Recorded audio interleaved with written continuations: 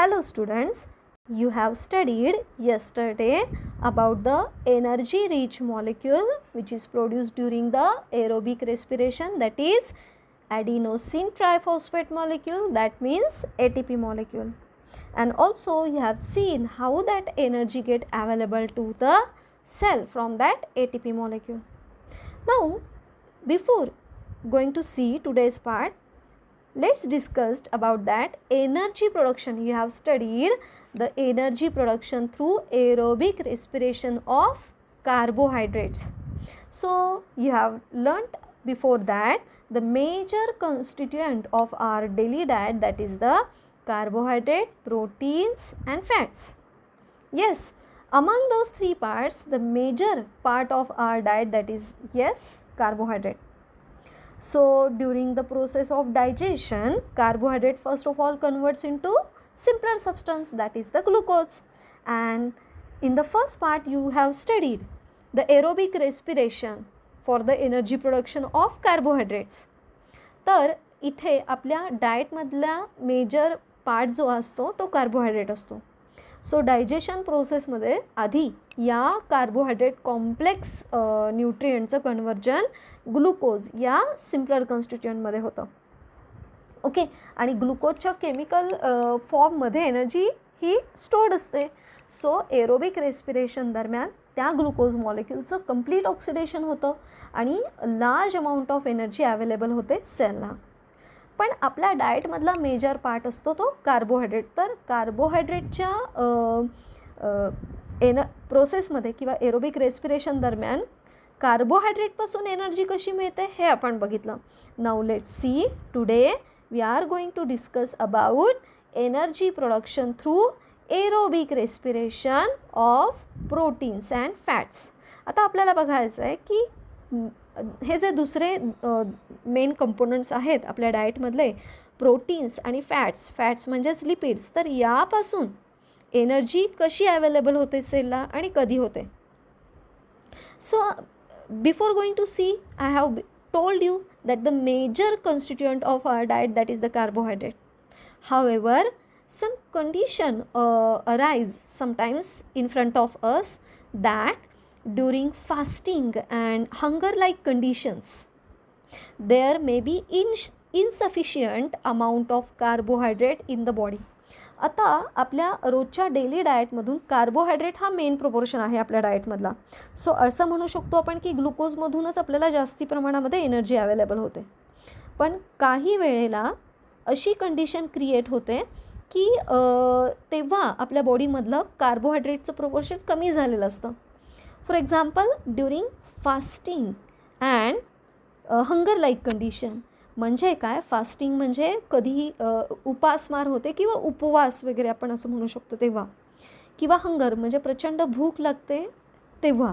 तर अशा कंडिशनमध्ये जेव्हा प्रॉपर फूड कॉन्स्टिट्युएंट अवेलेबल होत नाही, कार्बोहायड्रेट आपल्या बॉडीला अवेलेबल होत नाही, सो जेव्हा there is condition situation like insufficient amount of carbohydrate is there in the body, then अशा सिच्युएशनमध्ये आपल्या बॉडीला कार्बोहायड्रेटचं प्रोपोर्शन कमी मिळतं फूडमधून किंवा डाएटमधून.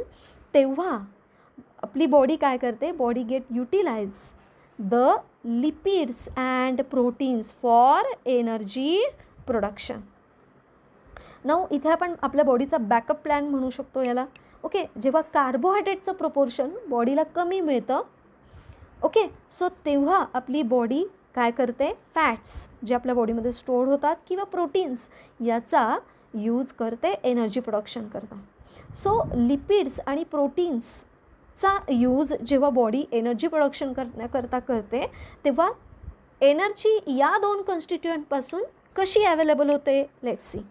So first of all we will discuss about the lipids and then proteins. Okay, so what happens with lipids during the energy production. So yes, lipids as well as proteins get first of all digested during the process of digestion. So digestion च्या प्रोसेसमध्ये आधी लिपिडचं conversion होतं. Lipids, proteins, these are the complex compound. So they get first converts into simpler substances. That means lipids converts into fatty acids. आता बघा, जसं आपण बघितलं की कार्बोहायड्रेटचं कन्व्हर्जन ग्लुकोजमध्ये होतं ना, same way lipids that means fats, lipids convert into fatty acids. So fatty acid, these the simpler compounds. Okay, as well as proteinचं काय होतं मग? Proteins converts into, yes, you have studied before that, amino acids. तर लिपिडचं conversion fatty ॲसिडमध्ये होतं आणि प्रोटीनचं conversion amino ॲसिडपासून होतं. Okay, during the process of digestion. आणि आता डायजेशन झाल्यानंतर हे जे फॅटी ॲसिड्स आहेत, अमायनो ॲसिड आहे, ह्यांचं होतं काय? So these simpler substances get dissolve in blood and via blood these fatty acids and amino acid reach to the each cell of the body. Understood? आणि मग ती पुढे काय होतं? सेम प्रोसेस आपण एरोबिक रेस्पिरेशनमध्ये बघितलं. आता थोडासा इथे डिफरन्स आहे बघा. सो ग्लुकोज जेव्हा मॉलिक्यूल तयार होतो किंवा कार्बोहायड्रेटचं कन्व्हर्जन ग्लुकोजमध्ये होतं, तेव्हा 3 स्टेप घडतात एरोबिक रेस्पिरेशनमध्ये. You have studied before that. Which are those? Glycolysis, TCA cycle and then ETC chain. हे आपण बघितलेलं आहे. सो ड्युरिंग ग्लायकोलिसिस ग्लुकोजचं काय होतं? स्टेप बाय स्टेप ऑक्सिडेशन होतं आणि फर्स्ट मेन कंपाऊंड तयार होतो. Glucose converts into pyruvic acid. Other constituent पण तयार होतात, पण ग्लायकोलिसिस प्रोसेस दरम्यान ग्लुकोजचं काय होतं? Glucose converts into pyruvic acid आणि मग पायरुविक ॲसिडचं कन्व्हर्जन होतं acetyl coenzyme A during the glycolysis process and that then या ॲसिटिल कोएवरती TCA सायकल ऑपरेट होते, आपण बघितलेलं आहे. आणि TCA सायकल ऑपरेट झाल्यानंतर ETC चेन ऑपरेट होते आणि एनर्जी मिळते. इथे हा डिफरन्स आहे. या एरोबिक रेस्पिरेशन दरम्यान proteins convert into amino acid, lipids convert into fatty acids. Now इथे मात्र फॅटी ॲसिड आणि अमिनो ॲसिडचं कन्व्हर्जन पायरुविक ॲसिडमध्ये होत नाही. Instead of that they both get converted directly into acetyl coenzyme A. Okay, तर जसं आपण ग्लुकोजमध्ये बघितलं होतं त्या पद्धतीने फॅटी ॲसिड्स आणि amino acid convert directly into acetyl coenzyme A आणि त्या पुढची प्रोसेस सेम. त्या ॲसिटिल कोएन्झाईमवरती क्रेब्स सायकल म्हणजेच TCA cycle operate होते and during the process of TCA cycle that acetyl CoA molecule get completely oxidized and thus energy get released. Okay, so इथे पण काय होतं? परत एकदा आपण रिपीट करूयात. Lipids convert into fatty acid, proteins convert into amino acid and then fatty acids and amino acids directly convert into acetyl coenzyme A and on that molecules of acetyl CoA TCA cycle operates. Okay, and thus during the Krebs cycle or TCA cycle that acetyl CoA molecules get completely oxidized and thus energy get released during the process of the oxidation of fatty acids and amino acid. You understood? So here you can see, here lipids convert into fatty acids as well as proteins convert into amino acids and then that fatty acids and that amino acids convert into acetyl CoA and then Krebs cycle operate or TCA cycle operates, cyclic chain reaction operates on acetyl CoA and thus final end products are the, yes, जसे आपण ग्लुकोजच्या ऑक्सिडेशनच्या दरम्यान आपण बघितले होते ना, तेच end product इथे आपल्याला मिळालेले आहे. CO2, H2O and plus energy. इथे फक्त डिफरन्स आपण बघितला होता की from per gram of carbohydrate 4 kilo calorie energy get available. Same way from 1 gram of protein, same way 4 kilocalorie energy get available.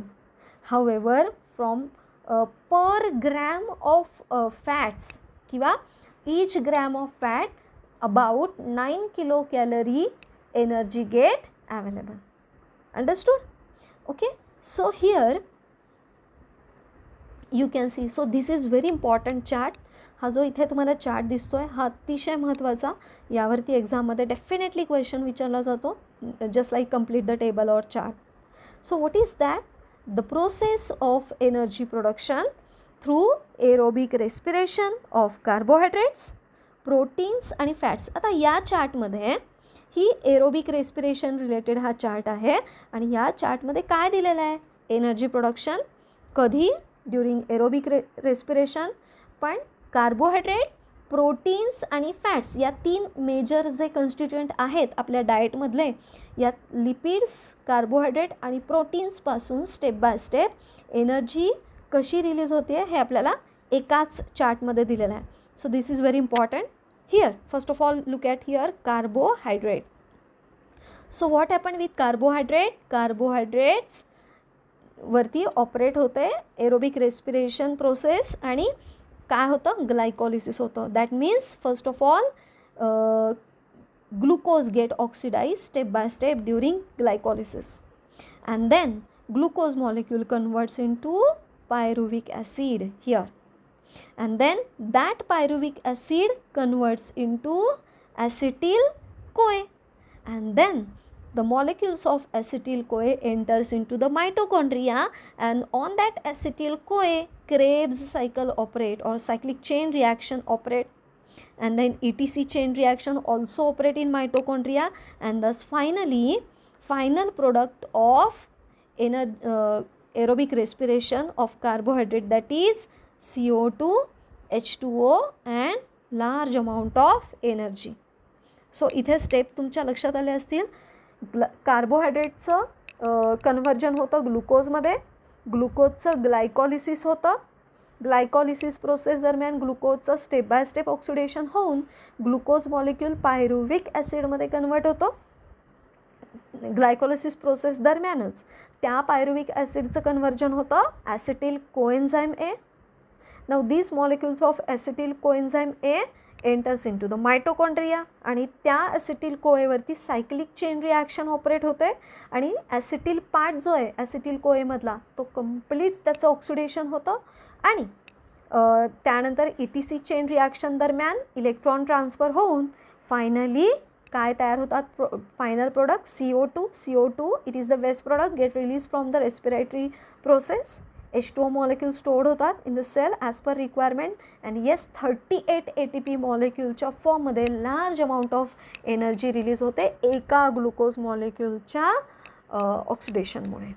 So here aerobic respiration of carbohydrate कळालं तुम्हाला.